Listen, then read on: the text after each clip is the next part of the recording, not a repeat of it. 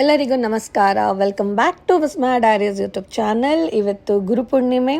ಇವತ್ತು ನಾನು ಗುರುಪೂರ್ಣಿಮೆನ ಯಾವ ರೀತಿ ಸೆಲೆಬ್ರೇಟ್ ಮಾಡಿದೆ ಅಂತ ನಿಮ್ಮೊಟ್ಟಿಗೆ ನಾನು ಶೇರ್ ಮಾಡ್ತೀನಿ. ಇವತ್ತು ಬೇಗ ಎದ್ದು ಮನೆಯೆಲ್ಲ ಕ್ಲೀನ್ ಮಾಡಿ ಸ್ನಾನ ಮಾಡಿ ಮಡಿಯಿಂದ ನಾನು ಅಭಿಷೇಕ ಮಾಡೋದಕ್ಕೆ ಕೂತ್ಕೊಂಡೆ. ನಮಗೆ ದೊಡ್ಡೋರು ಹೇಳ್ತಾರೆ ಲೈಕ್ ಮನೆಯಲ್ಲಿ ವಿಗ್ರಹಗಳನ್ನ ಇಟ್ಕೊಂಡಾಗ ಅದಕ್ಕೆ ಅಭಿಷೇಕಗಳನ್ನ ಮಾಡಬೇಕು ಅಂತ.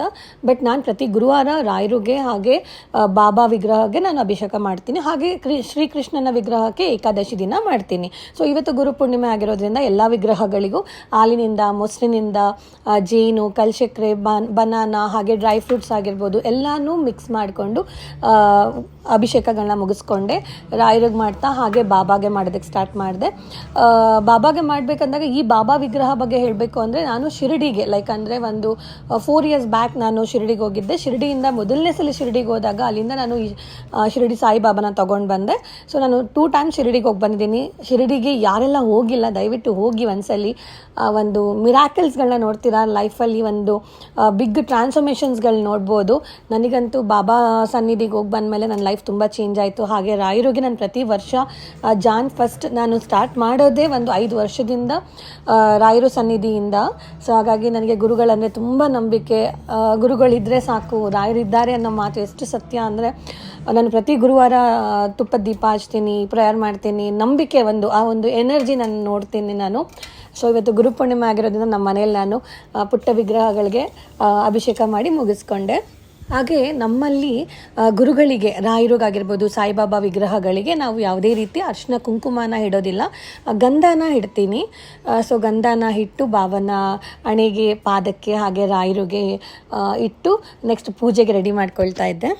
ಬೆಳಗ್ಗೆ ಎದ್ದ ತಕ್ಷಣವೇ ಸ್ವಲ್ಪ ಹೂವಿನ ಅಲಂಕಾರ ಎಲ್ಲ ಮಾಡ್ಕೊಂಡಿದ್ದೆ. ಅಂದರೆ ಫೋಟೋಗೆ ಹೂವು ಹಾರ ಹಾಕೋದಾಗಿರ್ಬೋದು, ಹಣ್ಣುಗಳು ಫಲ ಇಡೋದಾಗಿರ್ಬೋದು, ಹಾಗೆ ಕೊಬ್ಬರಿ, ಸ್ವೀಟ್ಸ್ ಆಗಿರ್ಬೋದು ಎಲ್ಲನೂ ಡೆಕೋರೇಷನ್ ಎಲ್ಲ ನೀಟಾಗಿ ನಾನು ಸಿಂಪಲ್ಲಾಗಿ ಎಲಿಗೆಂಟಾಗಿ ಒಂದು ಸ್ವಲ್ಪ ಕ್ಯೂಟಾಗಿ ಕಾಣಲಿ ಅಂತ ಹೇಳಿ, ಯಾಕೆಂದರೆ ಚಿಕ್ಕದಾಗಿರೋ ಬಾಬಾ ಮತ್ತು ಒಂದು ರಾಯರು ಫೋಟೋ, ಹಾಗೆ ನಾನು ನಂಬಿರೋ ಅಂಥ ವಿನಯ್ ಗುರುಜಿ ಫೋಟೋ ಆಗಿರ್ಬೋದು, ಅರ್ಜುನ್ ಗುರುಜಿ ಫೋಟೋ ಆಗಿರ್ಬೋದು, ಸದ್ಗುರು ಆದ ವೆಂಕಟಾಚಲ ಗುರುನಾಥರು ಫೋಟೋ ಆಗಿರ್ಬೋದು, ಹಾಗೆ ನಮ್ಮ ಮನೆಯಲ್ಲಿರೋ ಭಾಗವತ, ಹಾಗೆ ಶೃಂಗೇರಿ ಗುರುಗಳ ಫೋಟೋನ ಇಟ್ಟು ಸಿಂಪಲ್ಲಾಗಿ ಒಂದು ಎಲಿಗೆಂಟಾಗಿ ಕಾಣೋ ಥರ ಒಂದು ಪುಟ್ಟದಾಗಿ ನಮ್ಮ ಮನೆಗೆ ಹೆಂಗೆ ಚೆನ್ನಾಗಿ ಕಾಣುತ್ತೆ ಆ ಥರ ಒಂದು ಅಲಂಕಾರಗಳನ್ನೆಲ್ಲ ಮುಗಿಸ್ಕೊಂಡೆ. ಇವಾಗ ಆಲ್ ಸೆಟ್ ಫಾರ್ ಪೂಜೆ. ಇನ್ನೇನು ನಾನು ರೆಡಿ ಆಗಬೇಕು. ರೆಡಿ ಆಗೋ ಮೊದಲು ಹಾಗೆ ಪ್ರಸಾದ ಮಾಡಲಿಲ್ವಲ್ಲ ಅಂತ ಹೇಳಿ ಪ್ರಸಾದ ನಾನು ಬಂದು ಗೋಧಿ ಹಿಟ್ಟಿನಿಂದ ಸಜ್ಜಿಗೆ ಮಾಡಿದೆ, ಹಾಗೆ ರವೆಯಿಂದ ಸಹ ಸಜ್ಜಿಗೆ ಮಾಡಿದೆ. ಸಾಯಿಬಾಬಾಗೆ ಗೋಧಿಯಿಂದ ಏನಾದ್ರು ಮಾಡಬೇಕು ಅಂತ ಅಮ್ಮ ಹೇಳಿದರು, ಹಾಗಾಗಿ ಸಜ್ಜಿಗೆಗಳನ್ನ ಮಾಡಿಕೊಂಡೆ. ಹಾಗೆ ನಮ್ಮ ಮನೆಯಲ್ಲಿ ಕಡಲೆ ಕಾಳನ್ನ ನೆನೆಸಿಟ್ಬಿಟ್ಟು ಅದು ಖಾರ ಏನಾದರೂ ಸ್ವಲ್ಪ ಸ್ವೀಟ್ ಅಂತ ಒಂದು, ಖಾರ ಅಂತ ಒಂದು ನೈವೇದ್ಯಕ್ಕೆ ಇಡ್ತೀವಿ. ಸೊ ಹಾಗಾಗಿ ಸಜ್ಜಿಗೆ ಮತ್ತು ಕಡಲೆಕಾಳನ್ನ ಹುರ್ಕೊಂಡು ಒಂದು ಪ್ರಸಾದನ ನಾನು ದೇವರಿಗೆ ಅರ್ಪಿಸಿದೆ. ಇವಾಗ ಹೋಗಿ ರೆಡಿ ಆಗಿಬಿಟ್ಟು ಬರ್ತೀನಿ. ಇವತ್ತು ಗುರುಪೂರ್ಣಿಮೆ ಆಗಿರೋದ್ರಿಂದ ನಾನು ಯೆಲ್ಲೋ ಕಲರ್ ಸ್ಯಾರಿನ ಹುಡ್ಕೊಳ್ತಾ ಇದ್ದೀನಿ. ಇದು ಕಾಂಜೀವರಂ ಸ್ಯಾರಿ.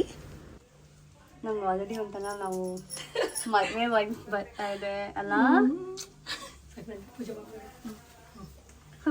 ಮನೆಗೆ ಹೂವಿನಂತೆ ಅಂದಲಿನಲ್ಲಿ ನಮ್ಮ ಚಂದುಗೆ ಮದುವೆ ಮನೆ ಫೀಲ್ ಆಗ್ತಿದೆಯಂತೆ. ಹಾಗೆ ನಾನು ರೆಡಿಯಾಗಿ ಬಂದೆ. ಹಾಗೆ ಪೂಜೆಗೆ ಎಲ್ಲ ರೆಡಿ ಆಗಿತ್ತು. ಇನ್ನೇನು ಒಳ್ಳೆ ಟೈಮ್ ನೋಡಿಕೊಂಡು ದೀಪನ ಹಚ್ತಾ ಇದ್ವಿ.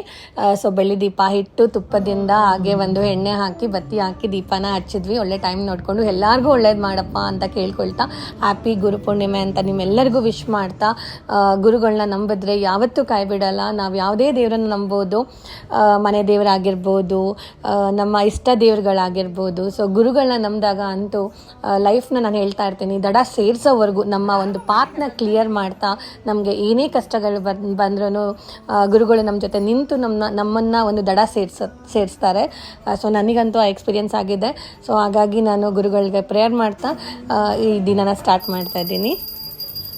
ನಮ್ಮ ಮನೆಗಳಲ್ಲಿ ಗಂಡು ಮಕ್ಳ ಕೈಯಲ್ಲಿ ನಾವು ಗಂಟೆ ಅಲಾಡ್ಸೋಕ್ಕೆ ಕೊಡ್ತೀವಿ. ಹಾಗಾಗಿ ಇಲ್ಲಿ ಲೋಹಿತ್ ಒಬ್ಬನೇ ಇರೋದ್ರಿಂದ ಲೋಹಿಗೆ ಗಂಟೆ ಅಲಾಡ್ಸೋಕ್ಕೆ ಕೊಟ್ಟು ನಾವೆಲ್ಲ ಪೂಜೆ ಮಾಡೋದಕ್ಕೆ ಕೂತ್ಕೊಂಡ್ವಿ. ಹಾಗೆ ಅಗರಬತ್ತಿಯಿಂದ ತುಪ್ಪದ ಆರತಿ ಮಾಡ್ತಾ, ಹಾಗೆ ಭಜನೆಗಳನ್ನ ಮಾಡ್ತಾ, ಪೂಜ್ಯಾಯ ರಾಘವೇಂದ್ರಾಯ ಸತ್ಯಧರ್ಮ ರಥಾಯ ಚ ಭಜತಂ ಕಲ್ಪವೃಕ್ಷಾಯ ನಮತಂ ಕಾಮಧೇನುವೆ ನಮೋ ನಮಃ ಅಂತ ರಾಯರನ್ನ ಪ್ರೇಯರ್ ಮಾಡ್ತಾ, ಹಾಗೆ ಶಿರಡಿ ಸಾಯಿಬಾಬಾನ ಪ್ರೇಯರ್ ಮಾಡ್ತಾ ಮನೆಯಲ್ಲಿ ಎಲ್ಲರೂ ನೆಮ್ಮದಿ ನೆಮ್ಮದಿಯಿಂದ ಪೂಜೆ ಮಾಡಿ ನಮ್ಮ ಇಷ್ಟಗಳನ್ನೆಲ್ಲ ಕೇಳ್ಕೊಳ್ತಾ ಈ ವರ್ಷ ಆಲ್ರೆಡಿ 6 ತಿಂಗಳು ಮುಗ್ದೇ ಹೋಯಿತು.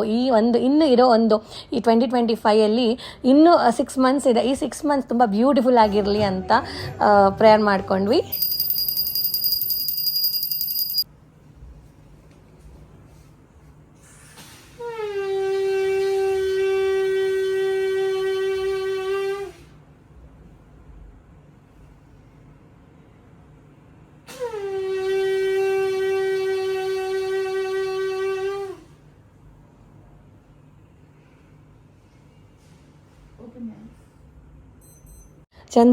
ಚಂದುಗೆ ನಾನೊಬ್ಳು ಗುಡ್ ಮೆಂಟರ್ ಆಗಿ ವೆಲ್ ವಿಷರ್ ಆಗಿ ನನ್ನ ಸಿಸ್ಟರ್ ಅನ್ನೋ ಜಾಗನ ನಾನು ಕೊಟ್ಟಿದ್ದೀನಿ.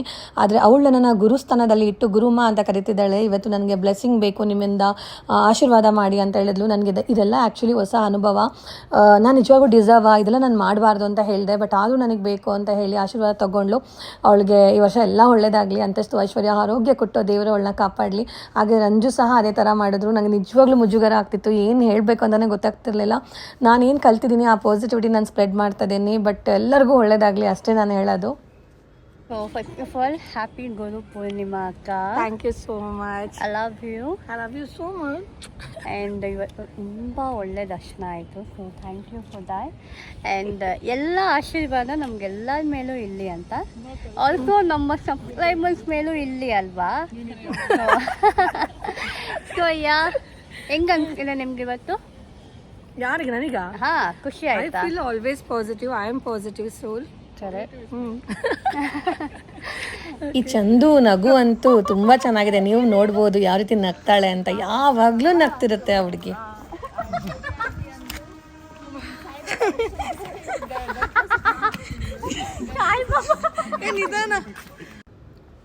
ಹಾಗೆ ನನ್ನ ಇನ್ನೊಬ್ಳು ಫ್ರೆಂಡ್ ಬಂದಳು, ಶಿಲ್ಪಾ ಅಂತ. ಇವಳು ನನಗೆ ಆಲ್ಮೋಸ್ಟ್ ಒಂದು 10 ಇಯರ್ಸಿಂದ ಪರಿಚಯ. Very good friend of main. So ಇಲ್ಲೇ WTSಲ್ಲೇ ವರ್ಕ್ ಮಾಡ್ತಿರೋದು. ಸೊ ಹಾಗೆ ನಾವೆಲ್ಲ ತುಂಬ ಒಳ್ಳೆ ಟೈಮ್ ಸ್ಪೆಂಡ್ ಮಾಡಿದ್ವಿ ಗುರುಪೂರ್ಣಿಮೆ ದಿನ.